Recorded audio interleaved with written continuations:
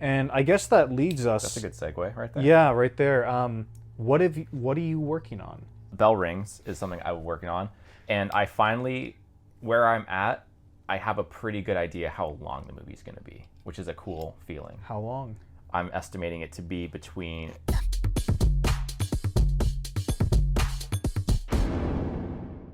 Hello, everyone, and welcome to the Doom Productions podcast, a podcast hosted by Doom Productions. I'm Jordan. And I'm Ethan. And welcome to our podcast. This is a little place where we talk all things film, interesting questions, movies we've been watching, sharing our experiences on filmmaking, and all sorts of things related to film. You know, a little bit more unfiltered Doom Productions. Yeah. I would say. You're kicking it back with us. Yeah, really. This is, you know, Ethan and I, we hang out, we talk. We are, in fact, friends outside of YouTube. Yeah, we were friends first. So this is what it's like to hang out with us, essentially. Yeah. And today we're talking about, making it. It not being movies, but making it as finding success and what that means. I suppose that relates to anyone in any career profession, but for no budget, low budget, independent filmmakers, I guess we'll keep it in that realm. I don't think we can speak much about, you know, business owners or I want to make cakes or bake or anything like that. It's pretty personal. Yeah. We won't speak for anyone else. So I guess the question I'll start off with is when you hear the word making it or the term making it, what does that mean to you? Yeah, I mean, I think you summed it up pretty great there of just finding success in the thing you're doing. And I think it's kind of everyone, when they're dreaming of like what they want to do in life, like making it is like the perfect version of that. Mm-hmm. So I guess in some ways there's like two versions of making it that I think of, because in filmmaking, for me, I think there's two versions of making it, which is, number one, we want to make movies. Mm-hmm. So how can we make movies, and how can we do that to where we can live our lives without, you know, going hungry every day trying to make movies? Yeah.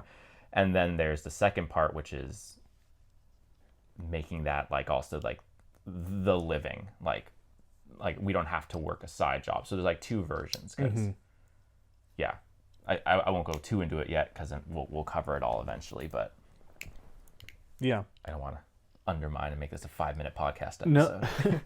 Well, no, I agree with that. I think making it, for me, when I hear that, it does feel like when someone says, when will you make it, or what does making it look like? To me, it's what's the best version of your life and career to a lesser extent. But I guess mostly people mean career when they talk about making it. But I think life is a important aspect of that as well. Yeah. And so, but you said it also means like finding success in what you're doing every day too, which is a good way to look at it. I guess jumping right into it, like I think making it for me is really just getting paid to direct, getting paid to make movies. That's the dream. Technically, we've achieved it on paper. Yes. At the barest form. Yes, we have achieved it. We've been paid to direct things before. Recently, within the last couple months, that's been awesome. And it's one of those things where if my goal is to, have $1 million movie in theaters and paid by Hollywood, am I there yet? No. But then you step back and you realize, like, oh my gosh, I'm depositing money into my bank from a job I did because someone paid me to direct something for them, that's pretty awesome. And that's what's kind of beautiful about, I guess, making it in filmmaking is if your end goal is simply just to make something, I think it's a very easily attainable goal. Would you agree with that or disagree? Yeah, I'd agree with that. Okay. Just because the technology is so accessible to you and to everyone in the world, I think making it doesn't have to be this long struggle if that's your goal. It's just simply to create. I think about painting or drawing or art in general when it comes to when I think about movies these days a lot, because I don't know, like Void Man. Yeah. So were you following Mohit or Mohat on like his social media accounts when it first came out and he was trying to promote it and everything? Yes. Much? Yes. Did you see his posts on Reddit? No, I didn't see that. I mostly watched on Twitter. Same, but Yeah. I did see a post on Reddit. Did he post on like Filmmakers? Yeah, he posted on Filmmakers. Ooh. Mohat did nothing wrong. He did nothing wrong whatsoever. If you're listening to this, buddy, but our filmmakers and our movies and all those subreddits, they tend to be very negative spaces. If you're trying to promote, they'll kind of arbitrarily pick what's cool to hate or pick what is cool, and it's kind of a very sheep mentality from there. And they really dogpiled on the movie. Man. You just, a lot of them didn't watch it. They just looked at, oh, he's 19 years old, it's 3 hours long, and they looked at the thumbnail and they really judged it pretty harshly. And it's too bad that people just take it at face value. And I bring that up because I think about painting. Like, what happens when a 19-year-old says, hey, I'm an artist, I've been drawing for all my life, I just did a picture of Batman. Here's my version of Batman. And they post like a total photo reel, like gorgeous colors, great form and technique.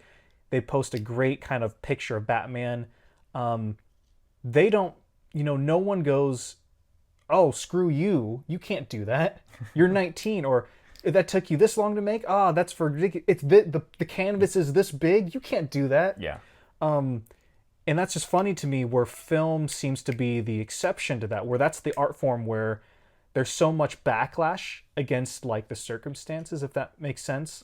Like if Mohat was a painter and posted onto our art or one of those other subreddits, I doubt anyone would be saying, you can't do this because you're 19 and this piece of art is too big. Yeah. Which was essentially what they were telling him without even having looked at the thing. Yeah. Which is absolutely ridiculous. And that kind of comes into this thing. We just recorded our other video for this week that you guys have already seen, where we talk about film school.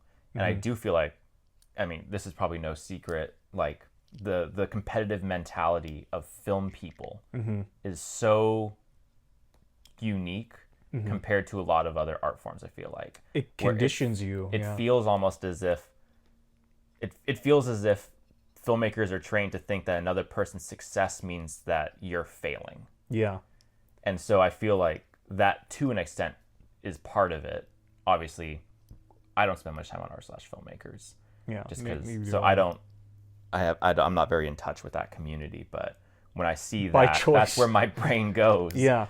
Is that film school mentality of, if someone else is making it, I'm not. So therefore, only I should be the one making it. And they also teach you that filmmaking outside of the industry is, bad. Yeah. Quote unquote bad. Like if someone was like, hey, I'm going to fund a $16,000 movie by myself. I'm going to put $16,000 into it. I'm going to write it, shoot it, direct it, cast it. Like, I'm going to do all that stuff myself. You would probably get a lot of backlash from people saying, why would you do that? You're not going to make any money. Do you know anybody in film? Do you know how to do, like, there'd be a lot of people pushing back against that, which is really funny because if someone picks up, if you're 35 years old or if you're 5 years old or however old you are, no one's there standing at the counter at Blick when you go to buy your first like pencil set or like crayons and markers. No one's like, you can't do that. Well, why not? Well, because the art committee said you can't. Well, who's the art committee? The industry. Like, no, that doesn't exist. There's no. This won't hang in the Met, so it's not worth it. Now, of course, there are probably there's an art industry, and there's probably organizations that like are thing, but it's not like as prevalent as Hollywood. Hollywood is like so huge, like everybody knows Hollywood. No one's giving awards at the end of the year for best painting on Earth. Yeah, and there's a lot of gatekeeping when it comes to movies, and I guess how that relates to making it in the subject is it tricks you into thinking that anything outside of Hollywood is not making it. Anything outside the film industry isn't making it. If you're not, going into the industry, working your way up the totem pole or trying to intern in Hollywood as a writer's assistant or whatever, like they teach you that those methods are that's how you should do it. That's what they teach you, is you should be doing it the quote unquote direct way. But I've said this before and I'll say it again, there is no right way to get into the industry. If that's your goal, I guess if people's goal is to make it in the industry, you probably should follow those things, like submit to festivals and intern places and work on sets and move to LA. Go up the chain. Up the chain. If your goal is to get into the industry, and even getting into the industry is so... That's broad once you talk about the industry, because there's thousands of jobs you can have on a set. Making it could be being a grip. Yeah. And that's great. Making it could be being a director. And there's so much room in between. There's people, and if you would be happy, being a boom operator on a film set, like, more the power to you. That's awesome. That's really cool. There's a huge industry. They'll always need jobs. It's probably really hard to get into. Well, I mean, it is hard to get into that industry, but like, just keep going and you're going to do great.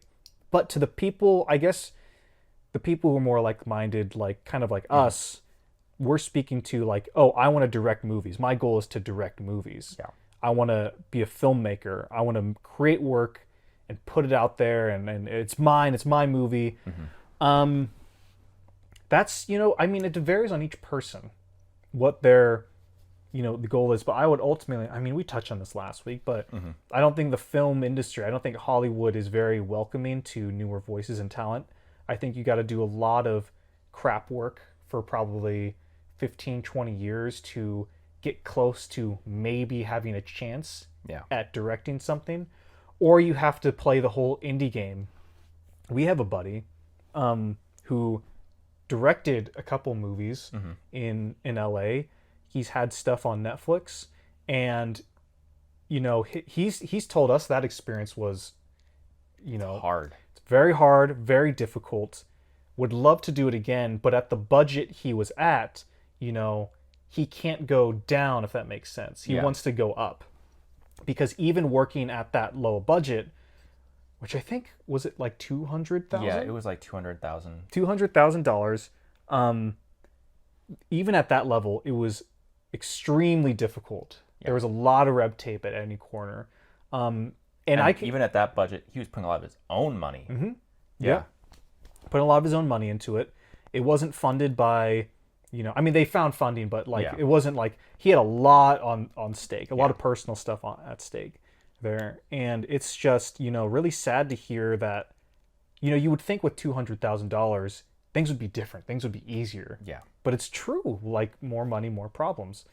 And it does kind of make me sympathize with people who are like, $1 million is indie, quote unquote, which I think is ridiculous. But, I can, from a human perspective, I can relate to filmmakers saying, oh my gosh, there were so many problems with the production, with red tape and contracts and all that. I can see where having less money is problematic. Yeah. Even though we've never worked with, that much money ever. Nowhere close. But it's interesting. I forgot my train of thought, how we got there to Hollywood. But I guess where we're kind of our kind of vague point. Again, this is, our opinion, but Hollywood seems to be a very difficult place to work in. And I think the tools are out there for you to find that success, monetary success, on your own. There's a whole industry called YouTube right now, which, I mean, again, probably it's very difficult to penetrate, but it is possible to get in. Yeah. You don't need nepotism to get into the YouTube game. No. Like Jack Black, well, That's not a good example. Jack Black. Well, I was gonna say if Jack Black's sons, I don't know anything about this. If Oh, I see what you're going. I see where you're going. if like okay, people, sons, or I mean children of celebrities they start, if they want to get into the film industry, they start way higher up the ladder than you or I. Oh yeah. Nobody's. It's not always the same on YouTube, on the internet. People will follow you if they like you. I mean, there is a good percentage of people who will follow you just because you're so and so's son or daughter or whatever. But that can only get you so far. Yeah. On the internet for like people following your content and your videos and whatever. So it's interesting. I think there's a lot of struggles of trying to make it in the industry that you just don't have on YouTube. Yeah. And with YouTube, it's so great because, and I think, yeah, you can start anywhere, and that's what's so great is you could start again. You're learning from the ground up, but there's no, to go into film school you have to be 18. Yeah. You got to be out of high school. The best thing, if you're in high school, okay, you got like maybe film classes at your high school if you're lucky. Yeah. But with YouTube, you can be 8 years old and make your first movie. Yeah. And then you have that much more of a head start on anyone else who's starting out in film school. Same thing. Like no one tells people with crayons to wait. Yeah. Yeah. No, that's what they tell people yeah. with who make movies a lot. I've heard that a lot. It's like you got to wait till you know what you're doing. It's like no, you don't. No. No one knows how to do anything. We didn't know what we were doing when we started doing this. I think Jim Cummings said something like on Twitter, like the only way to make money in the industry is to be making money in the industry, which is very true. But I think taking it further, the only way to be a filmmaker is just to make a movie. You don't have to wait for anything.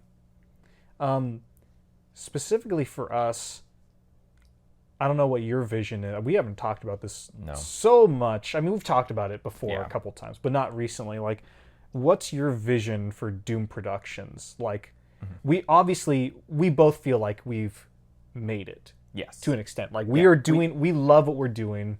Yeah. We're doing it. We're having a lot of fun. What's the next step, I guess? Yeah. Or what's the end goal with Doom Productions? I mean, Doom Productions is a production house at the end of the day. I mean, we don't make tons of money every year. We don't funding huge projects or anything, but at the end of the day, it's that because that's where we want it to go. We want Doom Productions to be something that is producing feature films regularly, and not just out of a couple $100. I hope ideally it would be a career of Doom Productions making feature films, and that kind of and. What's great, right? This version of Doom Productions is great because we can be so close and connect to our audience, and I don't see YouTube ever being totally gone, but YouTube isn't necessarily the goal for Doom Productions. We want it to be, we want movies playing not just on people's laptops. We want movies that are playing everywhere. Yeah. Well, it's like YouTube for us is the best thing to use right now. Yeah, it's in terms the of best the tool that we have. There's not a better tool than YouTube. If Netflix came to us and was like, "Hey, just make a movie and we'll put it on," we'd do Netflix because that's a great opportunity. I'd agree with that. I think our goal is just to, again, do what we're doing now, but just get paid to do it. Yeah. And to just do it better. And to get better. Yeah, that's a great point too. Is improving as filmmakers, because I don't think we'd necessarily be ready for, the whole, huge, studio or huge, bigger budget or whatever. Again, like, thank God for YouTube. Like, we get to practice here, and if we mess up, great. Yeah. I get to do better next time. Yeah. It's not, oh shoot, I just fumbled a multi-million-dollar budget messing up on a project on feature film, and now I've just screwed my chances of working on another project ever again. I mean, look at our very first video that we ever posted, and look at our most recent video, or I guess our most recent film. Heck, watch our most a year ago's YouTube videos compared to now's YouTube videos. Yeah, like just that alone's huge. But yeah, our filmmaking, our feature films, it's crazy looking back at Great American Sleepover, our first feature, which we made in 2014. And it's like, why did we stop making features? I mean, how much further we would have been now if we had been making features throughout that whole period. Yeah. Proud of the short films we made, but man, some of the features we could have made would have been pretty neat. Yeah. Oh well. Next time. Next time. Next movie. The other thing about, you know, Doom Productions and is obviously, I think, when we think about the ideal, we talk about getting paid to do this, but being paid in what way? Does that literally mean we're doing the exact same thing, but we're just someone sending us a check in the mail or that's Venmoing or whatever? Or does that mean we have our own studio, like physical space, and we have producers, we have a little team, and we have a budget, and we have kind of something that resembles more of a traditional film studio? I mean, I don't want to be scheduling my movies for the rest of my life.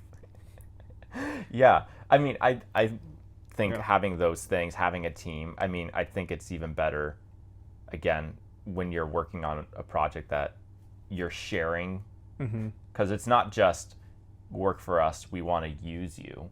It's obviously you're hiring people who want to be in those positions, and that's them making it now. Like you're pulling people up with you. That's always been our goal. And so having that be a part of our Doom Productions production house.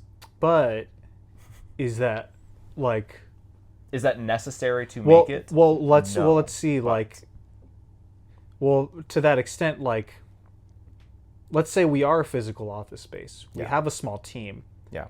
Obviously, if someone's being paid, they have a salary to be a producer for us or to be our go-to editor. Obviously, I would assume if they're pretty happy with that, they're not necessarily itching to direct a movie anytime soon. Like, if their passion is editing, then they're an editor. Yeah. So it would kind of feel like it is just our personal, like... I guess that is true. You know what I mean? I see where you're going. Yeah. Or but I don't think we would just do that. I think we would also look for local talent. Yes. People who would want to be directors and be like, hey, use our team, you know, we'll produce your next thing. Yeah. I don't know. So many things. So many things. This is Doom Productions' What If. Yeah, I know. You've seen Marvel's What If, now Doom Productions' What If.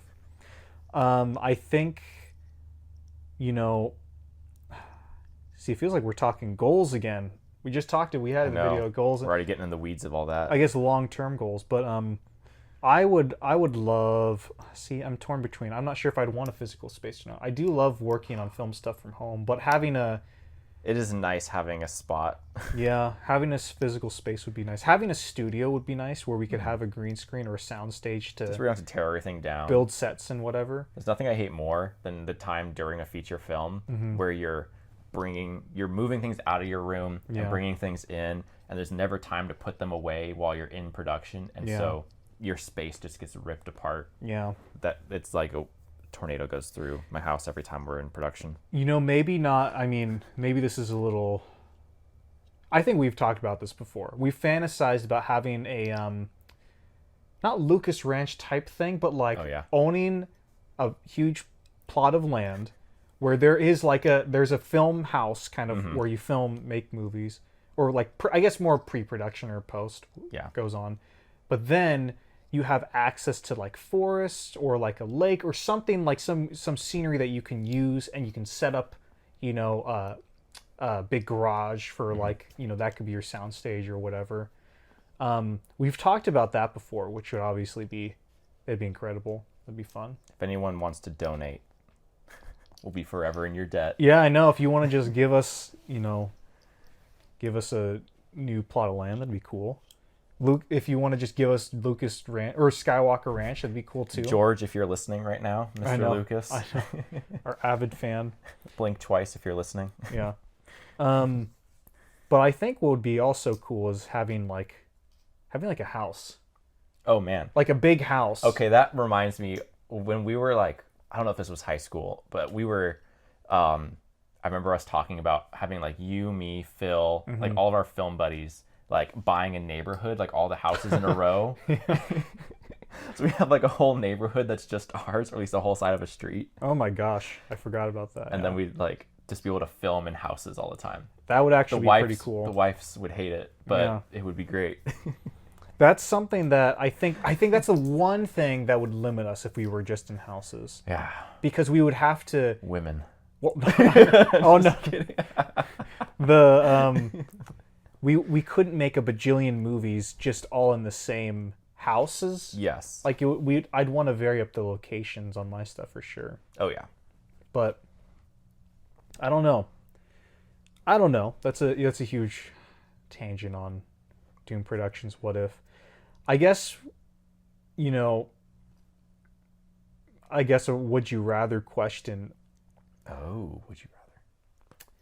Would you rather have us, like, trying to think of a good equivalent. Okay. Would you rather have us live out that dream, like the typical film dream where it's like we are in Hollywood, we're A-list directors, we're the Russo brothers pretty much. Got it. Would you rather have that or Doom Productions as it is right now? But like maybe it's the house level. Like we have a house. Okay. We're making money, but not that We're not much. making Russo brother money. Just enough to keep the lights on. Just enough to keep the lights on. Like maybe we have like anywhere between 10 to 30 grand per project. Oh, okay. Let's say that. Oh. It's tricky. That is tricky. Because it's enough where it's comfortable, but it could be more comfortable. Yeah. It gives me something. And it's freedom. It's total freedom. Total freedom. But with Hollywood, it's like all the resources in the world. We can do whatever. I mean, obviously, can we? Obviously, there are things that the Russo brothers probably can't do, that they've wanted to do. Wow. That's really hard. For me, yeah, you go first. Answer your own question. I would pick the Russo brothers because I'm never going to stop making no-budget movies. That's true. I know that in between, I'll make a giant blockbuster, and then I'll take a year off, and I'll just make a really small movie with friends, or maybe like if we're A-list actor or directors, it's like, hey, get like Nicolas Cage to come on set for a day. No, yeah, seriously, get Nick Cage to be in a YouTube movie where we're not paying you, Nick. Like we're all friends or whatever. Yeah. We're just doing this because we love making movies, and so we're going to spend a week in a house and we're going to make a movie. You've sold me. I think, and use that, I guess, power to show people how little you need to make a movie. Yeah. I guess. Yeah. I think that's what I pick. But if I couldn't do those little projects in between, I would pick the other one, I think. Because I think that was my draw to the other one. Yeah. Where we had like the 30 grand is like, I like the stories we're able to tell in Doom Productions. And I wouldn't want to give those up. Yeah. But you're right. If we can make those, I don't think we'd have to give those up if we're at that level. As long as we don't have to give those up. I mean, what was the last thing the Russo brothers did? The Cherry movie with Tom Holland or whatever? Oh, that's right. Right? Yeah. What was that, beginning of last year? Yeah. What have they been doing for 9 months? They could make small little movie. They could make a YouTube video. They could make a YouTube video in that time. Come on, Russo Brothers, where are you? Doom Productions is calling out the Russo Brothers. I need everyone to tweet at the Russo Brothers right now. Just kidding. Unless you can get us in a room with the Russo Brothers, that'd be cool. That'd be pretty cool. Those would be cool people to talk with. Yeah. In terms of it's really hard to quantify all this because a lot of it does have to come with like personal levels of satisfaction and happiness with our work. And I know we're pretty happy where we are. But we also don't want to be stagnant. Yeah. So I mean, do we talk about what's the next step for us? We've talked about in the far future. I know that. Did we talk about like what's next from here? Yeah, what's from here. Square 4. Yeah. Because we've gotten to a point now where we've made a lot of feature films. We've been doing weekly YouTube videos and started this podcast. I don't know if we have talked about this. I don't know what's I don't think we've done this publicly. I think we've talked to people, but I don't think we've talked publicly. Yeah. do want to. Where do we go from here? Well, it's never been off the table for us. It's something we've put on hold, especially due to COVID. But there is, even though we are very happy with what YouTube provides for us, there is still a legitimacy to things like film festivals. Yeah. That does get you put in front of people if you were able to ride that wave in the right way. So that's something that we still talk about, going back to and revisiting film festivals with features at some point. But is that a priority for us? Is that like... It's not a priority, but it's like something that it's something we've talked about more and more, for sure. During 2020, we pretty much didn't talk about it at all. 2021, it came up. Well, we were talking against it. Well, we were talking against it. I think there's a lot of benefits to film festivals, and I don't think you get any of those during COVID, when you can't physically be in there with the room with people. Exactly. I think this is very specific, but I would love to like get a movie into Sundance. You know, get one of those like movies that everybody like, oh my gosh, these guys came from nowhere. Yeah. This movie's amazing. And you get all the agents blowing up your phone like, you got to make a deal with so-and-so. And then be like, no, it's coming out on YouTube tomorrow. Stream it, everybody. I would love to go to like a big industry event, show it at a big festival, have it make all the rounds and be like, everybody like, oh my gosh, this won the audience award. This won the, you know, the big Sundance award or whatever. What's next for the movie? We're releasing it on YouTube next week. Everyone can check it out for free on there. You know what? I'll make it public right now. Yeah, make it public right now. It's right here. I think that would be such a baller move. That would be so like... Dang.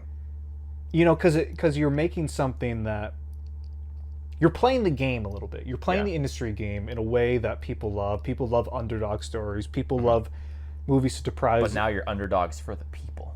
Yes, but you're not giving in to the system and to Hollywood, because what happens is a lot of times when a producer comes to you with a deal is, you know, you sign away the rights to your movie and then you can't do anything and you don't make any money off of it again, and it's hidden on like, you know, Amazon or not Amazon, but like it's hidden on some weird third-party app for a long time, or Netflix owns it but they don't do anything with it, or they don't push it out there.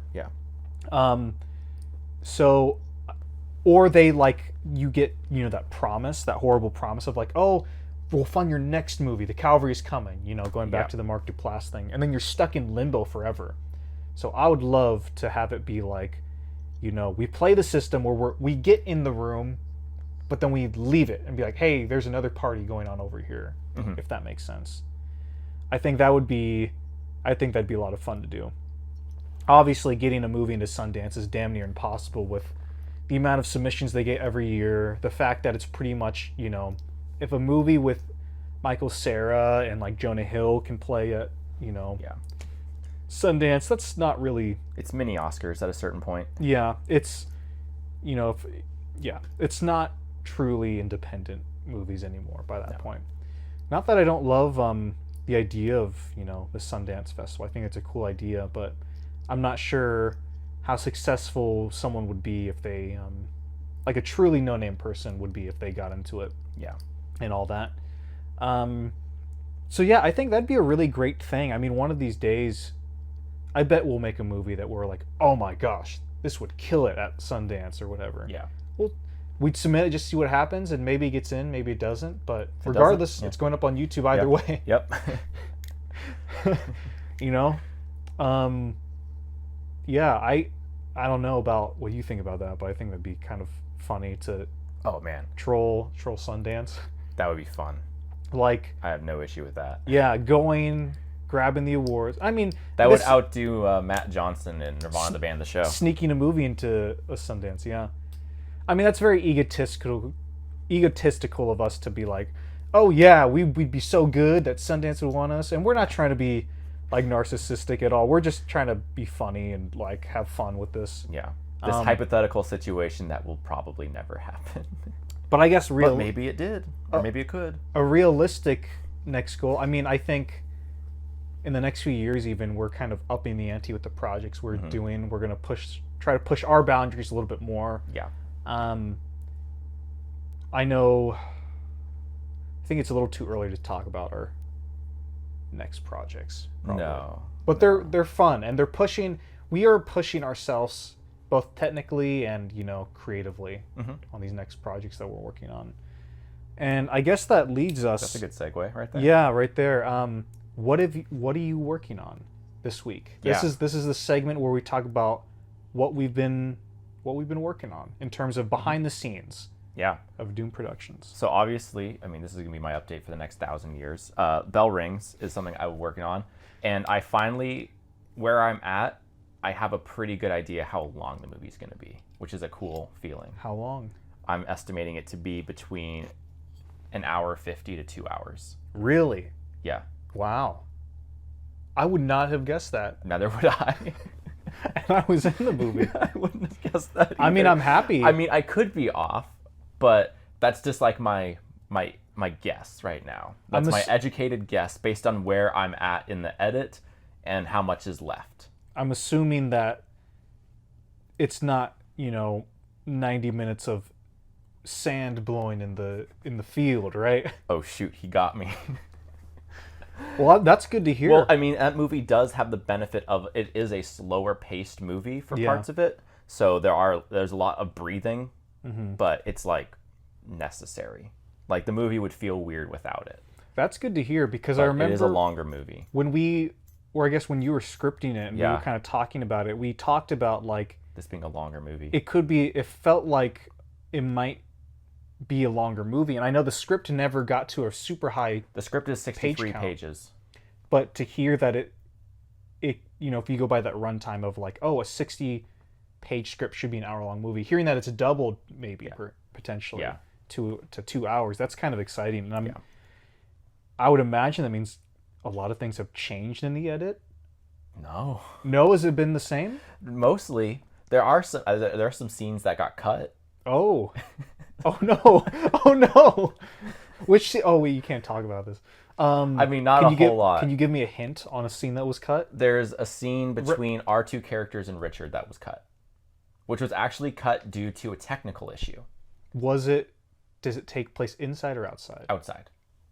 It would have been fairly repetitive Is anyways, it the one so I don't feel that bad took about forever to shoot? Yes. Oh my gosh. Oh, It is that that's one. funny. I think you can tell that story here. It's not too early. Yeah.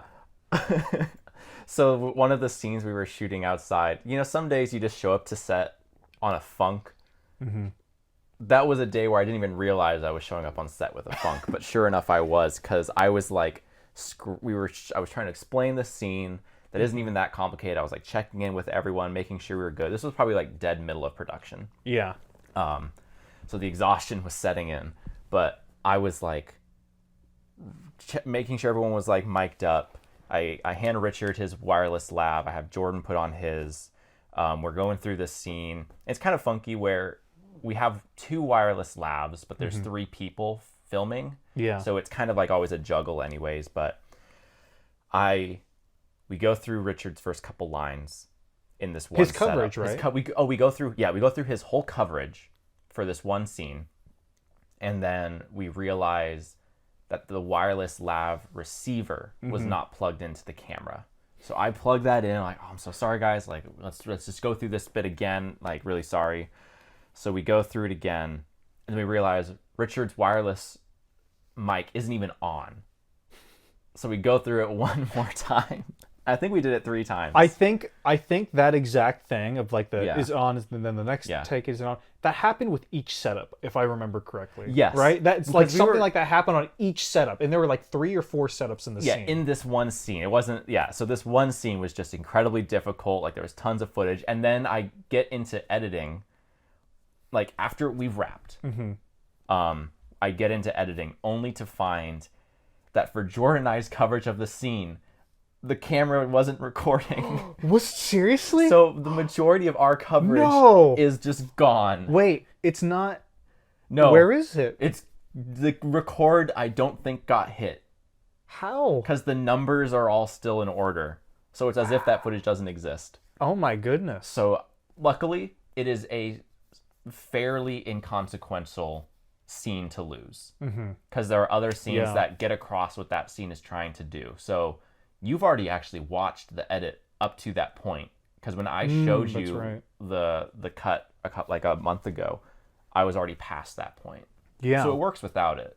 Yeah. But yeah, it's just one of those things. Wow. But I mean, when I fun. first saw it, I was like, oh my gosh, how am I gonna recover from this? Yeah. And then I edit and I keep going. I push past it, and I was like, oh yeah, we're Yeah. fine. It's not the end of the world. And I think there's only one or two other small scenes that have been cut outside of that. Gotcha. But also I'll, like, cut down some scenes dialogue. I mean, obviously this was my first time screenwriting a feature film, so I've learned some things that I just don't need to cover in dialogue. Yeah.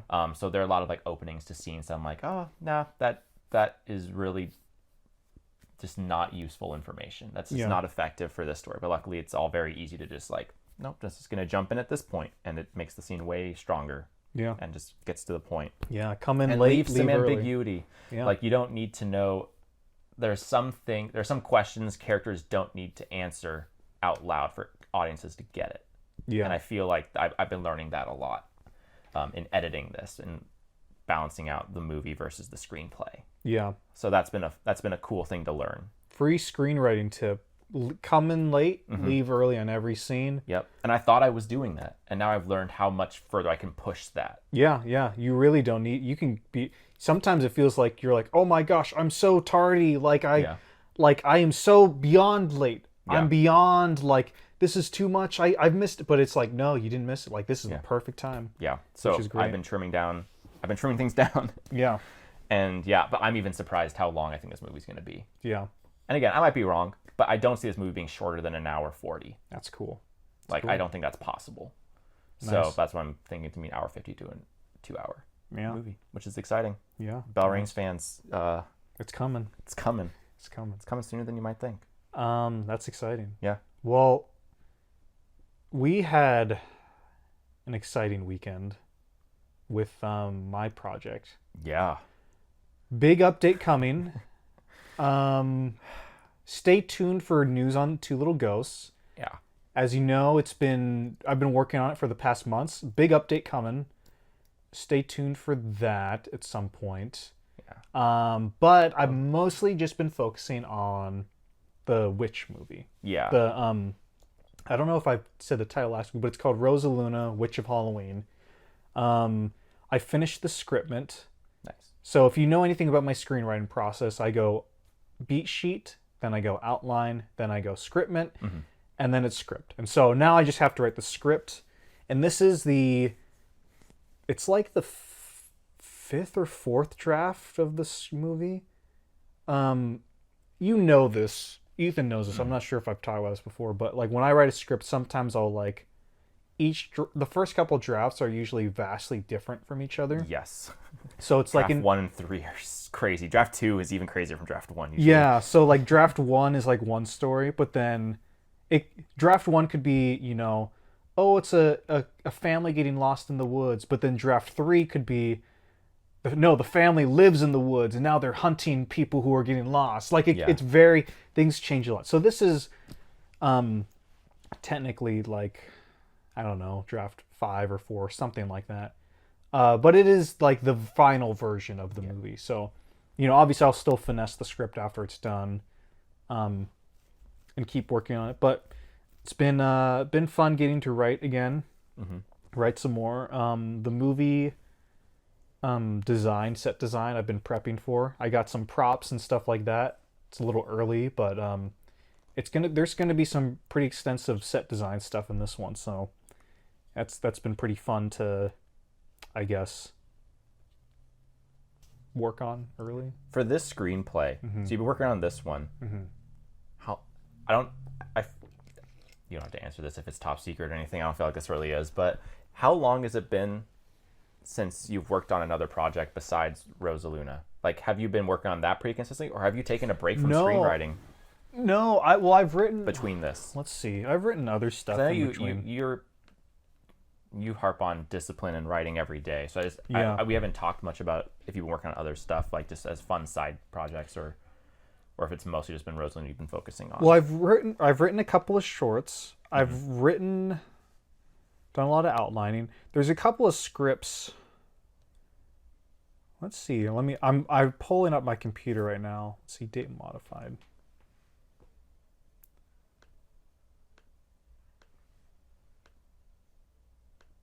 Yeah, there's been. Well, that one was written. Yeah, so I wrote a feature since then. What's this? Oh, that's a short film. I Rosa Luna was the most recent. Now, there's actually been a couple. Yeah, there's been a lot of different. See, one. So yeah, so the one I'm working on now, that's like the fourth draft. Got it. That's been what I've been working on, and it's kind of complicated because before I would like just crank out a bunch of scripts because just to write, but now we're in a place where it's like, oh, we can actually produce the scripts we're writing. So I'm trying to be a little more careful before investing a lot of time into a project that probably won't lead anywhere. Mm-hmm.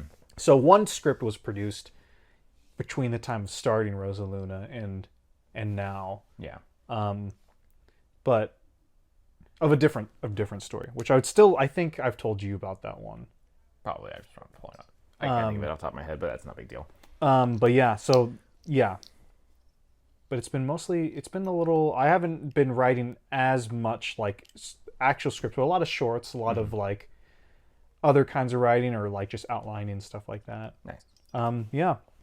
And I guess final segment of our show. What are you watching? Dude, like a ton of Community. Yeah.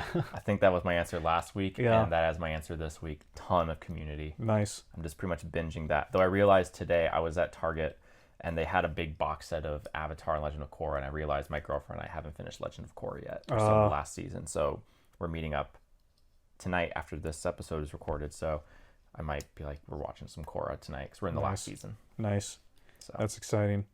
Yeah, those are my big things. For me, Smallville still. I just finished season 2 today. Started season 3. Did you have the gum commercial episode yet? No, that's season 7. Okay, really? That's that far in? That's when Pete comes back, I believe. Yeah, and he gets like powers from the gum. He gets powers. Yeah, that's season in 7. Season 7? Yeah. Oh wow, in my head that's like season 3. No, that's season 7. Because Kara just came in. Supergirl came in. That just feels like an earlier season episode. It does. A lot of them were very kind of villain of the week kind of thing.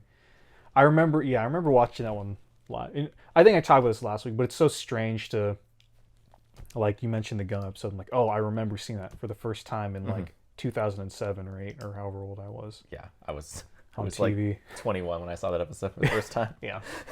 No, I'm not going to repeat myself, but love Smallville. Super good. I watched 2 movies yesterday. 2 movies in one day? 2 movies. I know, it was shocking. Wow. Are you okay? I know. Black Bear. Oh, okay, yeah, you were talking finally about saw Black Bear. If you're one of the 3 people who saw our watch list episode, Black Bear was on there. It was that beautiful, wonderful thing where I was in the mood to watch a movie, new movie. I was looking for a specific tone, and Black Bear pops up on Hulu, and that's a movie I've been wanting to see forever. And that is such a beautiful thing when a movie's at the top of your watch list, and then it pops up for free on Hulu or Netflix.